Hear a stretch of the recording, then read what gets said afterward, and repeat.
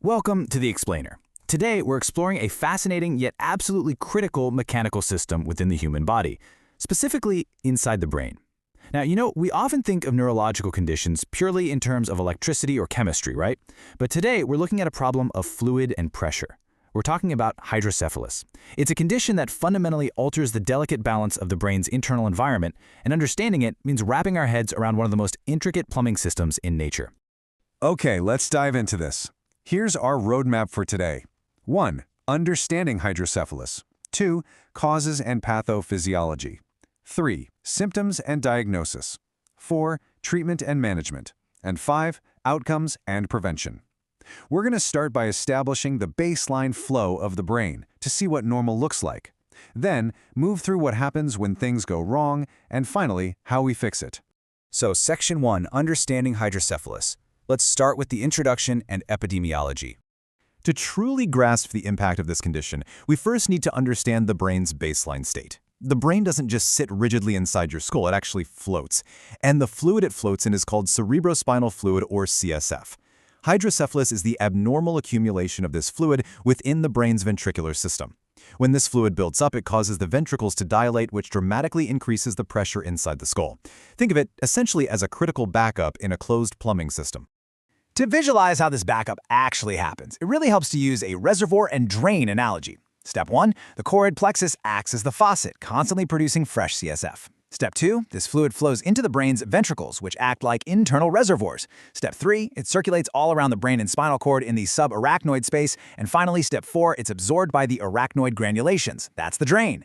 Hydrocephalus occurs when there's a mismatch between that faucet and the drain. And this mechanical failure is actually more common than you might think. Globally, 1 to 2 per 1,000 live births have congenital hydrocephalus. But we really need to note the disproportionate global burden here. In developing regions, like Nigeria for example, the burden of this condition is incredibly high.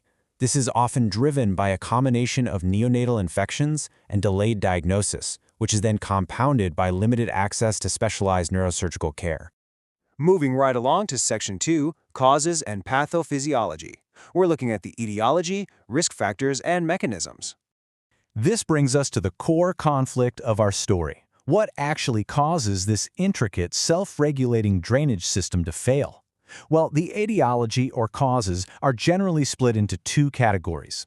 We have congenital, meaning present at birth, and acquired, meaning developed later in life. Congenital causes are often structural, like aqueductal stenosis, where the fluid pathway itself is literally too narrow, or neural tube defects like spina bifida. On the flip side, acquired causes happen when an illness or an injury disrupts a previously normal system. Meningitis, for instance, can completely interfere with fluids absorption, while a brain tumor or a traumatic hemorrhage might just physically block the flow. So, who's most at risk here? The major risk factors heavily involve the delicate neonatal period. Things like premature birth, severe neonatal infections, congenital brain malformations, and instances of intracranial hemorrhage all strongly predispose an individual to developing this fluid backup. When we classify the actual mechanism of the backup, we're generally looking at two main types. First, we have non-communicating or obstructive hydrocephalus. This is a physical blockage within the ventricular system. It's like a kink in a garden hose. The fluid simply cannot flow past a certain point, which is very often the cerebral aqueduct. Then we have communicating hydrocephalus. In this case, the fluid flows freely through the ventricles, but the drain, those arachnoid granulations we talked about earlier, fails to absorb it. This absorption failure frequently happens after a severe infection like meningitis. Now, why does a fluid backup matter so much? Well, the crucial point is that the skull is a closed, rigid box. When accumulated CSF increases intracranial pressure, that pressure has nowhere to go but directly into the brain tissue itself. It compresses the brain, it reduces vital blood flow or cerebral perfusion, and it kicks off a terrifying cascade of progressive, dangerous neurological damage. Which leads us to Section 3, Symptoms and Diagnosis. Let's look at the clinical representation and investigations. With that physiological reality in mind, how does this invisible, internal pressure manifest physically on the outside? I want to heavily emphasize the age-days contrast here. In infants, the cranial sutures, the actual joints of the skull, haven't fused yet. Because of this, the trapped pressure physically expands the baby's skull. This causes a bulging fontanelle and what we call sunset eyes, where the eyes are driven downward. But in older children and adults, the skull is rigid. That forces the pressure entirely inward. This triggers severe headaches, vomiting, blurred vision, and papilledema, which is swelling of the optic nerve. In older adults specifically, we look for a classic triad of symptoms: gait disturbance, urinary incontinence, and cognitive decline. Now, because these symptoms, especially things like headaches, vomiting, or cognitive decline, can mirror so many other neurological issues, we have to rule out mimics. The differential diagnosis includes things like brain tumors, a subdural hematoma, cerebral atrophy, or idiopathic intracranial hypertension.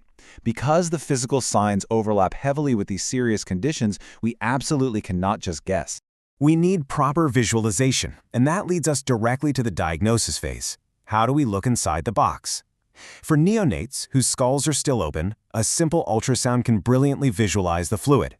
For older patients, computed tomography or CT scans and magnetic resonance imaging (MRIs) are essential. These scans allow us to visually confirm the ventricular enlargement and, crucially, pinpoint the exact anatomical location of the obstruction. We also use an eye exam called fundoscopy to detect that swelling of the optic nerve we mentioned, which is a direct sign of raised pressure. Section 4. Treatment and Management. It's time for relieving the pressure. Once we have visual confirmation of the blockage and the rising pressure, we transition to the resolution. This brings up the most urgent question for any medical team facing this diagnosis: how do we mechanically relieve the pressure before permanent damage occurs? Medical therapy with things like diuretics has a very limited role here. The real answer is almost entirely surgical. And this brilliantly illustrates our primary surgical solution, the ventriculoperitoneal, or VP shunt. This is a masterful piece of medical engineering. It's a surgically implanted device that bypasses the blockage entirely. It literally takes the excess cerebrospinal fluid directly from the brain's ventricles, routes it down through a tube under the skin, and empties it out into the peritoneal cavity in the abdomen, where the body can naturally and safely absorb it. While the VP shunt is for sure the most common fix, another elegant surgical option is an endoscopic third ventriculostomy, or ETV. This essentially creates a brand new internal bypass pathway for the fluid to flow, without having to rely on an external device. But, surgery isn't the end of the story. Supportive care is absolutely vital. This includes ongoing physiotherapy and rigorous neurodevelopmental monitoring to ensure the brain heals and functions properly post-decompression. And finally, Section 5. Outcomes and Prevention. We'll look at complications, prognosis, and prevention. So, we've bypassed the pressure, but what does the future hold for these patients? Well, complications can stem from the initial brain compression itself, or even from the treatment. Patients can face developmental delays, visual impairments, and seizures. Furthermore, for those with a VP shunt, there is a lifelong risk of shunt infection or mechanical blockage. If that shunt fails, the hydrocephalus recurs immediately, making constant vigilance a permanent part of the patient's life. When it comes to prognosis, timing is quite literally everything. Early surgical intervention, catching that pressure before the brain tissue is crushed, often leads to profound, significant improvement, allowing many patients to live completely full lives. However, if treatment is delayed, the brain suffers irreversible compression, and that results in permanent neurological damage or severe cognitive impairment.